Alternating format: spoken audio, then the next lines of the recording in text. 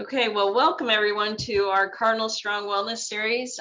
For those of you who are just joining us for the first time, Dr. Andrea Stamatis has been leading our group through a series of psychological skills training. Tonight is the third segment in his series. If you notice in your chat box, there is a link that we'd like you to click on and fill out if you would, please. And I'll let Andreas take over. Thanks, Lisa. All right, guys. Hi. Don't use the link right now. Just give me 1 second, and I'll let you know when to use it. Thanks, Lisa, for sharing it. And I'm going to just go ahead and share my screen. Does this look okay, Brian? Yes. Yeah, it looks good. Okay. All right. So as Lisa said, I am scheduled to do 3 seminars or 6 seminars, and this is the third one. The general idea behind it is to improve performance via PST, psychological skills training. Today, we're going to talk about 2 more key dimensions of mental toughness, namely attention regulation and buoyancy. Before I start, I want to thank everybody who has invited me, everybody who's working in the background, and of course, all of you, the student athletes who are have logged on and are here today. So again, I always start with the timeline. Those are the 6 seminars. We're going from left to right. We did one in December. First of all, you see on the left side the objectives and what we're expecting, the expected outcomes. We did the one in December. We did one more in January, and this is for today. We'll have one more in March and 2 in April, okay? So for today, we have 3 main parts. The first part is mainly up to you. So you're going to use that link that Lisa shared. And 2 important things before you do that is that you have to enter your unique code. And we've talked about that before. You have to use the first letter of your first name, A for me, the 4 last digits of your cell phone number. For me would be 3477, and the first letter of your last name for me would be S. So for my code would be A3477S, and that's the code you should be using every time you're participating in these seminars and in these measurements. Then the one more thing today, you have to click I agree for the consent form, and then you will move to the next page. So if you have submitted the demographic already, like any of the previous 2 seminars, you do not have to do it again. Do not do it again. If this is your first time, please do so. And then there are 4 questions, just 4 questions. 2 that you rate your level of knowledge concerning buoyancy and attention regulation, and 2 more questions that have to do with assessing yourself on your levels of buoyancy and attention regulation. Once we're done with that, then I'm going to do the seminar. We're going to talk about buoyancy and attention regulation. And at the very end, I'm going to ask you to use a second link that Lisa is going to share and pretty much do what you did, you're about to do right now. So if we're ready, you can go and click on that first link, which is in the chat room. And I'll be waiting for you. I'll give you 5 minutes. Okay? Thank you. So it's 5:05. Let's wait until 5:10. If you have any issues, you can just talk in the chat room. We'll figure it out. Click on the link, put your code, click I agree, and then if you have done the demographics before, do not fill them out again. Just move to those 4 questions. The first 2 is about how much you know about these 2 things, and the last 2 are about how would you assess your levels of those 2 things.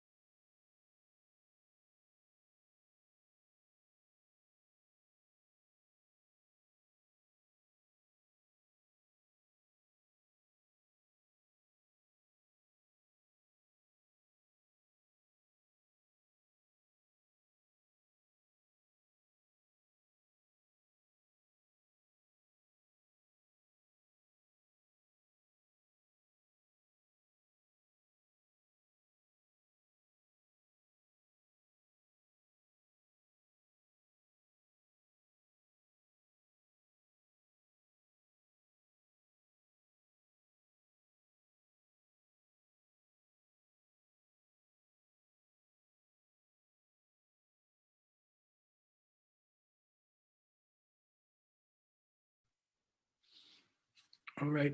Is everybody okay? Do you need more time?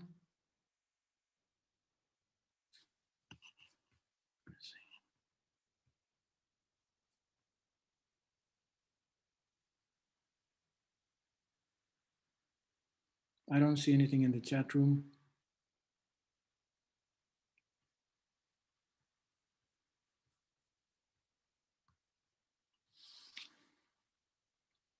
All right, if we're ready to go on and we're done with this first part, I'm going to go ahead and talk about tension regulation first and then buoyancy.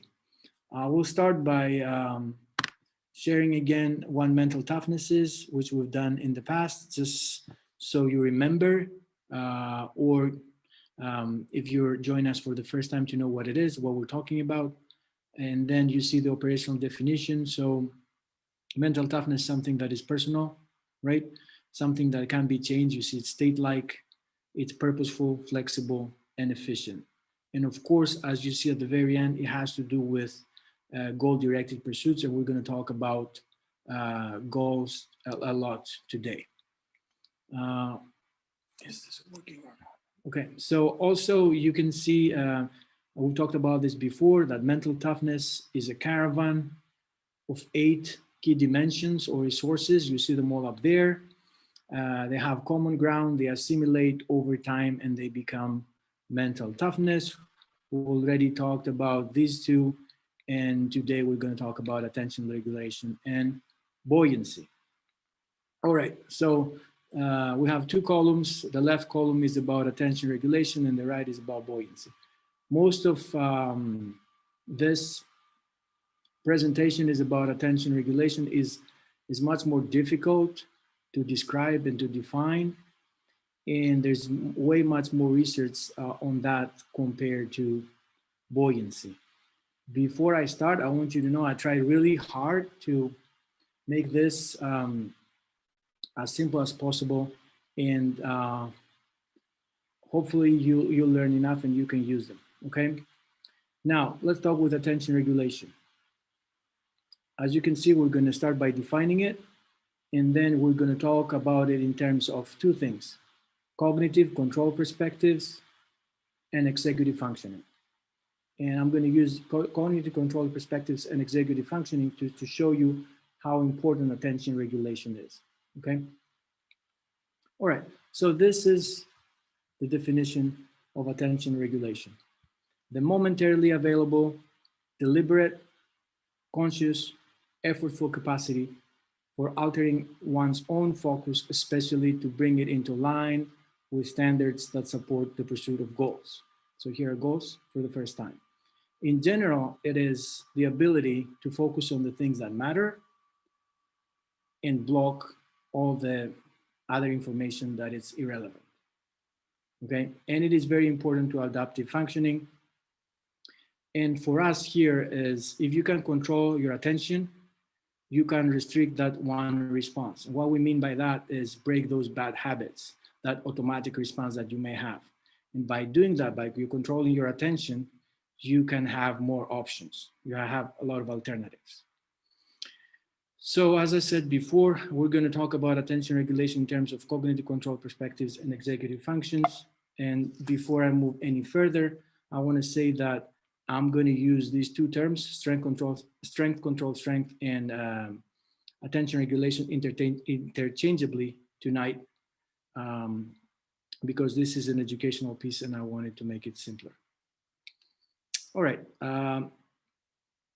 Did you know that you can run out of attention regulation?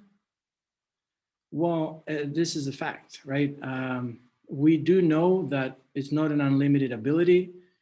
We know that it is a muscle that can get tired, and also that if you have multiple purposes and you have to focus on a lot of them, especially if the time interval is really short, one will inhibit the other. And of course, we have individual and situational differences, but attention control can be depleted. Who cares? Well, we care, because when we take that and we put it into sport, that affects upcoming performance. Before I move any further, I want to talk about something that doesn't have to do with cognitive control.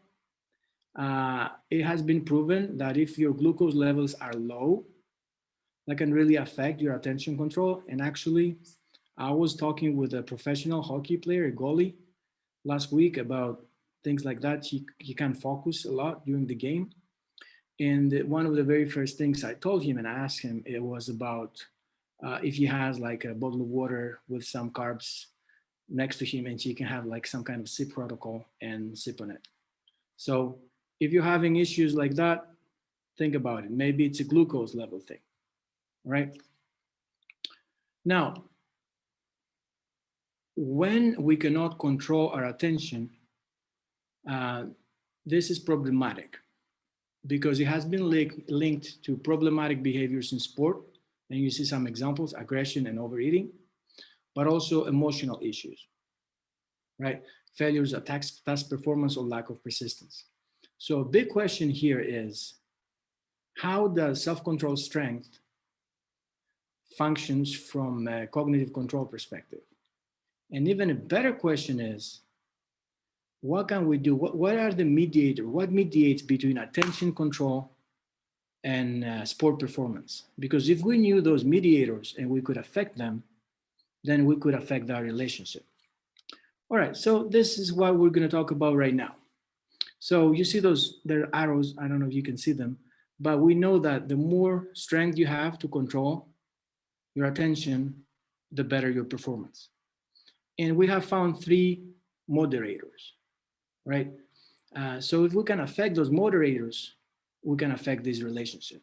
So now we're going to talk about task motivation, task monitoring, and operating processes. Let's start with the first one. First question, are you willing to work hard, especially on a difficult task? Because we have seen a problematic tendency here. If you have low levels of motivation, that will lead to no recruitment of the prefrontal cortex. And side note, we're going to talk a little bit tonight about sport neuroscience, just a little bit, right? Not too much, but we need to. So low levels of motivation can lead to suboptimal performance. So if you're not motivated enough, that will affect your attention, which will affect your performance. Okay. Now, working hard on one task will affect the motivation levels on the next task. So again, here we can see depletion through motivation. So motivation is huge in the relationship between attention and performance. Think about that and think about your everyday life. Task monitoring. Are you willing to recognize potential or actual mistakes? Some people are not. But we do know here there's another tendency. It's called error proneness. So if you don't have that error proneness, you have low levels of autonomous functioning, which is problematic. So again, I'm going to touch a little bit. I'm going to talk about sports neuroscience, but not too much. There's a thing called ERN, error related negatively, which is a brain signal that we can detect with EEG. And that fires, we can detect it when we do an error that has to do with behavior. So if we have weaker ERN, we'll have a weaker error monitoring process. And that's important because that is linked to lower control of emotional reaction to stressors and also to lower performance. So what we're trying to say here is the more motivated we are, the greater the task monitoring, which equals to the more personally invested we are, the more we monitor for potential errors. If we monitor for potential errors, that is really good because we can that can lead to high levels of autonomous functioning. So here, although that can be depleted too, we can see that motivation plays a huge role in task monitoring, and that's how that's something else that affects the relationship between attention and performance. And the last thing that we have noticed is, again, not too much about neuroscience, that we have ACC, which is a problem monitor, and that actually gives the order to DLPFC, dorsolateral prefrontal cortex, to actually solve the problem. So we've seen here that from this perspective, that this is valuable from an individual difference perspective. What do I mean? For example, we know that after an error feedback that can happen, let's say from the coach or from a teammate, men slow down less than women. Okay, and that's maybe something important for the coaches to think about. So we have these three things that affect the relationship between attention and effortful performance. Let's talk about executive functions a little bit and see how this relates to attention. When we talk about executive function, let's break down the two words. Executive can be somebody who's giving an order, and then we have the executor who's actually making it happen. In our case, it can be a coach who gives the order, or it can be ourselves. So executive function can happen. We can give the order to actually do whatever we need to do. And function is a complex activity that has to do with a goal we have. The outcome is always the same, but there are many ways to achieve it. So we say we have a lot of degrees of freedom. And that's what executive function is. For tonight, we're going to talk about it in terms of problem solving. And we'll see how attention affects problem solving, right? And we're going to talk about problem solving in terms of 4 phases: representation, planning, execution, and evaluation. All right. So the very first phase is problem representation. And then after that, we can just skip it. We could move to number 2, which is planning. And then number 3, which is execution, and has 2 sub-phases: intending and the rule use. And then number 4, which is the last one, and has also 2 sub-phases: error detection and error correction. Let's break them down one by one. So when you have a problem, the very first thing you have to do is create that problem space, which means pretty much it's something subjective, and it has to do with how you perceive the problem and what possible solutions you may see, right? Now, in order to do that, let's see how attention is important. The problem must be represented in a way favorable to solving it. And that's linked to selective attention, and more specifically to something called filtering, which is pretty much to filter what to attend and what to not attend. Also, it depends on something else that's called flexibility of attention, and more specifically, priming, which is another ability to switch between thinking about 2 different concepts or think about multiple concepts at the same time. So you can see how attention affects the first phase of problem solving. Let's go to the second phase. Second phase is called planning. So we have created that space, that problem space, and now we have to pick which solution is this solution. So then we create a plan, and then we have to sequence the actions one by one. Here now in execution, attention plays a huge role as well. There are 2 sub-phases: intention, which has to do with remember to do something or sustaining that attention over time, and then actually doing it. That's the rule use. So when we talk about intention, attention is very important to activate that plan. So you see that it's necessary for that goal direct. Attention is necessary to, and it affects performance. The second part is just that the rule use and happens after intention. What we need to remember now is that if you have the intention to do something, it doesn't mean you're actually going to do it, 1. And 2, that you'll do it when you think the right time is there, okay? And the 4th thing about attention and problem solving is evaluation, phase 4. 2 more sub-phases here: the error detection and the error correction. The error detection can come from a third person, such as a coach, or from ourselves, which is our own perspective. And our own perspective is about discrepancies between what I was intending to do and see and the actual outcome. Here, we're more interested in that subjective error detection, okay? Error correction has to do with taking that and going back to the phases and fixing it, actually fixing it. One thing that we should be cautious about here is we should not pick the same solution for a similar problem before we check that it is appropriate for this specific new situation.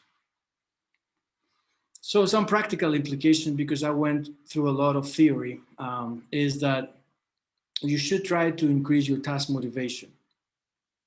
Don't forget though, as a coach, for example, that people are motivated to preserve some resources for possible future use. So have that in mind. Try to increase your task monitoring. Try to find potential errors, okay? Consume glucose. That can be really important if you have some issues with attention.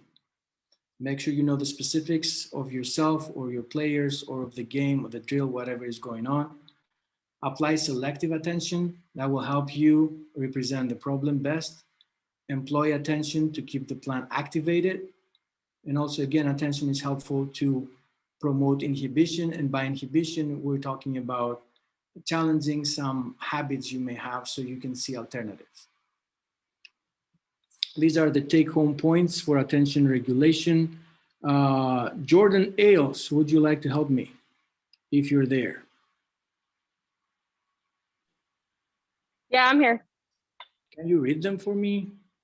Sure. Thank you. Yep. Attention regulation is the ability to focus on what is relevant while minimizing the intrusion of irrelevant information. Attention regulation is crucial in terms of willpower and optimal functioning and performance.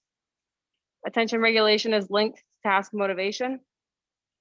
The depletion of one's ability to control attention in sport is problematic to upcoming performance. Attention is linked to executive function. Problem solving spans 4 phases: representation, planning, execution, and evaluation. When the aspects of execution function are integrated temporarily and functionally through problem solving, attention is an integral part of at least representation, execution, and evaluation. Thank you. Jordan used to be my student, and she knows I call out people out of the blue to help me, so I appreciate it. Okay, so that was the biggest part of this presentation, and I really tried to break down attention. Is a very technical issue, although we talk about it all the time. Let's move now to buoyancy, unless you have any questions. I think I'll stop. Ask me any questions you may have about attention, please. You can use the chat room or just turn on your mic and just speak.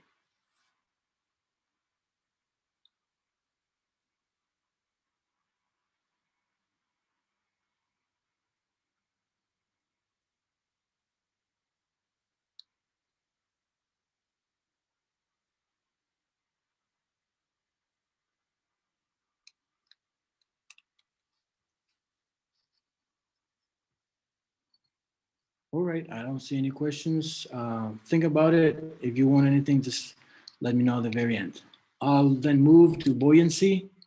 We'll cover the definition, of course. We're gonna compare it with resilience. We're trying to see how we can be proactive towards adversity and what's the difference between leading and lagging indicators and how we can use them when we're facing adversity. All right, so some questions for you. Has ever poor performance during a play or a drill threatened your confidence? Do you have to go through typical low-level stress and daily pressures? Have you ever noticed short-term random dips in motivation or engagement? Have you ever dealt with temporary, minor negative interactions with your teammates or coach, such as negative feedback during practice? I think most of you would answer yes to at least one of them. So I think it would be beneficial for all of us tonight to talk about buoyancy as well. So in general, buoyancy is the ability to deal with setbacks or problems that have to do though with everyday life. And I put there the definition and the operational definition of buoyancy. Buoyancy is also called everyday resilience. And since I brought up the term resilience, I think it makes sense to compare and contrast them a little bit and see um, if they have anything in common and where they're different. So I created this one, and let me give you an example for buoyancy. Buoyancy would be, let's say you're trying to be on time for practice every day, right? Or there was a new agility drill and you just messed it up and a coach or a teammate yelled at you. Resilience will have to be with major adversity, irregular events. For example, and an Achilles tendon rupture, or even worse, and I'm knocking on wood, right? Let's say a teammate passes away during practice.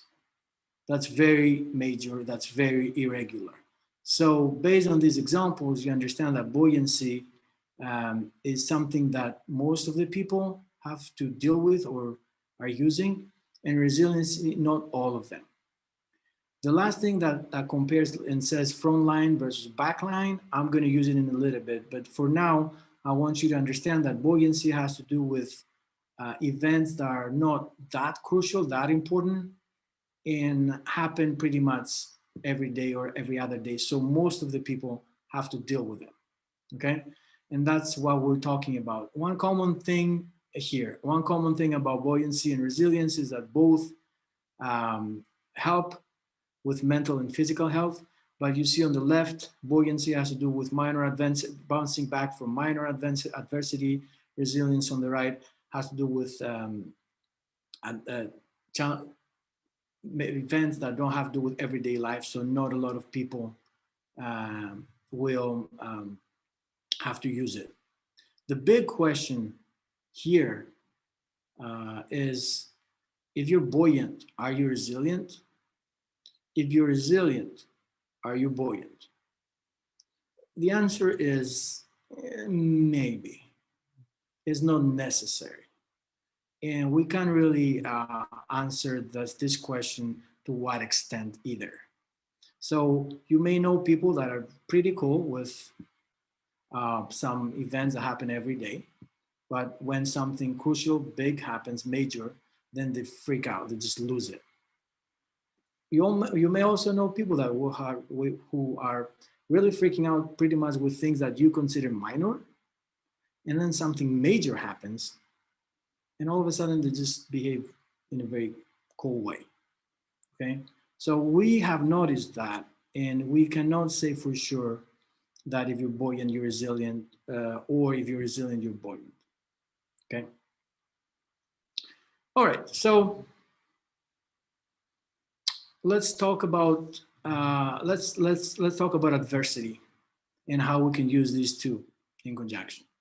So usually when we talk about resilience, we think about using resilience after a major event hits us. So if you really think about it, what if we could manage our life in a way that we don't really need resilience?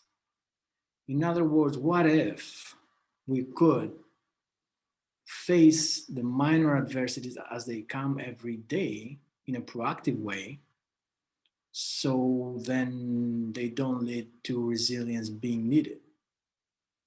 So what if you are a wrestler and instead of being cut for the team because you gain a lot of weight at the end of whatever, you take care of your diet every day? So what we're trying to say here is that in a lot of instances, if we can be proactive, then we could most likely avoid needing resilience. Not in all cases, but definitely in some cases. So when we talk about this proactive approach, Buoyancy could be the front line, and that's what I didn't explain before, and resilience could be the back line, right? So we use the front line all the time, trying to avoid to use the back line, and when we have to, we will use the back line. Also, this front line thing aligns with positive psychology that says, learn to be adaptive, especially towards the things that you cannot adapt in your life. And also, positive psychology talks about protective and enabling factors, and protective are characteristics that lower the likelihood of a negative event, and enabling factors are characteristics that can help the desired behavior to change. So here we talk about adversity, but we see it from saying that if you are proactive and positively oriented, that's a great approach against adversity. And you can use both buoyancy and resilience. Let's talk about one more thing. We usually say that, if you attack successfully minor everyday adversity, you're buoyant. And if you attack major irregular events, you're resilient. So we pretty much define these two constructs based on the outcome, which is kind of unfair. So here we're going to try to use these two terms, leading and lagging indicators. So leading is something that changes, for example, here before buoyancy changes. Lagging will be something that will change after buoyancy changes. If you're into economics, that's something that we use a lot in economics, and a leading factor would be, for example, the stock prices go up, and that says something that they go up before the economy changes. That will be a leading factor. And let's say employment rates go up, that would be something that changes after the economy changes. That would be a lagging indicator or factor. Who cares here? Why do we care so much? Well, if something changes before that thing that we're interested in our case, buoyancy, that's predictive of buoyancy. It could be also a causal factor, we don't know, but it's definitely predictive. So if we take care of that, we may be able to predict buoyancy, okay? And if something changes after buoyancy changes, that could be a consequence factor. Let's see it here, and let's see what I mean, and let's see why this is important. If something predicts buoyancy, we can definitely focus on that when we're talking about developing buoyancy, when we're talking about developing interventions that have to do with buoyancy, right? Of course, lagging has to do with going back and checking if those interventions worked, because those change after buoyancy levels changed. So did you actually face those minor everyday events successfully? That would be lagging, right? Leading factor is, as you can see here, some examples: confidence or high self-efficacy, coordination or high planning, composure or low anxiety, and commitment or high persistence. Those are things that if we change them, they can predict changes in buoyancy, right? So for example, here, we do know that men have higher levels of buoyancy than women. And when we try to explain that, we explain that with one of those predictors, with anxiety, because we also know that men have lower levels of anxiety. So that makes sense, right? So that's another thing we should think as coaches or as psychologists, for example, or as even athletes, that if I can lower my anxiety, and I can see that based on gender, if I lower my anxiety, I would expect higher levels of buoyancy, which is what we're looking for. All right, this is the last thing about buoyancy. And I have here in front of me the definition in physics. So in physics, buoyancy or upthrust is an upward force exerted by a fluid that opposes the weight of a partially or fully immersed object. And I share that because I don't know if we have any divers in between us tonight, but you know that really good divers can control their buoyancy. Controlling the buoyancy is important. And that's why diving schools teach that, because they know it can be developed. So diving schools try to teach their students how to determine the exact weight they need, how to trim their gear so they're balanced in the water, or how to streamline to save energy. In a similar fashion, here we're talking about mental toughness and facing adversity. Buoyancy is really important. Buoyancy can make a difference, and buoyancy can be developed. So while we're trying to develop that everyday resilience, as we proved, I hope, before, we should focus on those leading factors first, okay? And we should never forget that being buoyant doesn't mean that you are resilient, okay? So I don't know if Jordan wants to help me again, one last time, I would be thankful. Yep, I can do that. Buoyancy is the ability to effectively execute the required skills and processes in response to the challenges and pressures of everyday life. Buoyancy is everyday resilience. Buoyancy is a necessary but not sufficient condition for resilience. The more minor adversities we face successfully now, buoyancy, the fewer major events we have to face later, resilience. Being proactive and positively oriented may be an ideal approach against adversity, using leading and lagging indicators for acquiring more explanatory power against adversity. Thanks, Jordan. I appreciate it. All right, guys, that was it. We just finished the second part for today. We are at 51 minutes, so pretty good. So if Lisa could go ahead and share that second link, that would be great. Thanks, Lisa. So now just click on that link, put again your code. You're not going to see any demographics. Click I agree, and then go ahead, please, and answer those 4 questions again. I'll give you 2 minutes.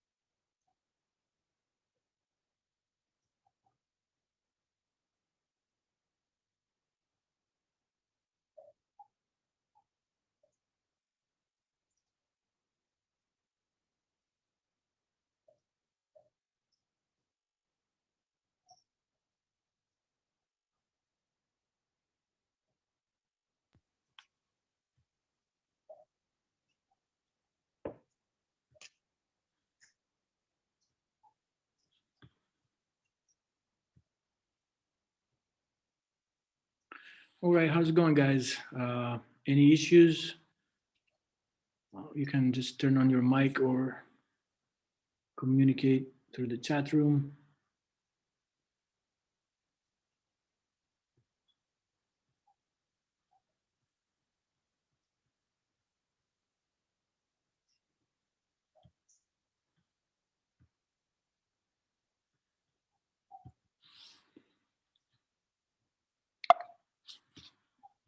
Okay, we're good, and we're done with the third part of this seminar.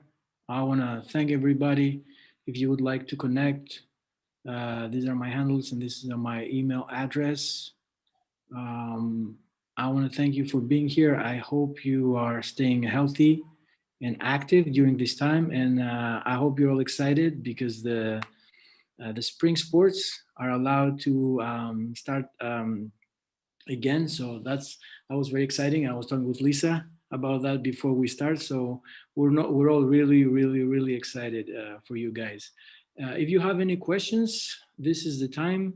I'm going to give you some time. Please let me know. You can turn on your mics again or through the chat room.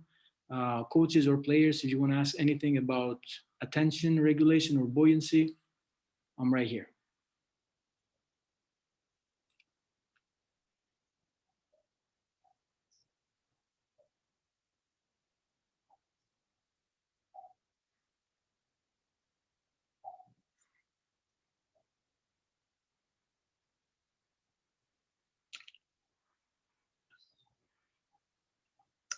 Andreas, I want to thank you very much for taking your time to do this through our series on the behalf of our Cardinal Strong Wellness Committee and also on behalf of our department. This is a wonderful opportunity for all our student athletes, and I hope that they have enjoyed what you've presented thus far. For the athletes, just so you know, we do have a resource site set up on Moodle. It's called the Cardinal Strong Wellness resource site. You will have to self-enroll, and all those directions have been sent to your coaches. It has all of Andreas's work and everything that we've done over the course of the last few months. This is actually our 7th segment or series. So all those PowerPoints and recordings are there if you weren't able to attend earlier. Again, thank you all for joining. Andreas, thank you very much. Get some rest. Thank you. Hope everybody has a great day and evening. Thank you. Thank you. Bye-bye.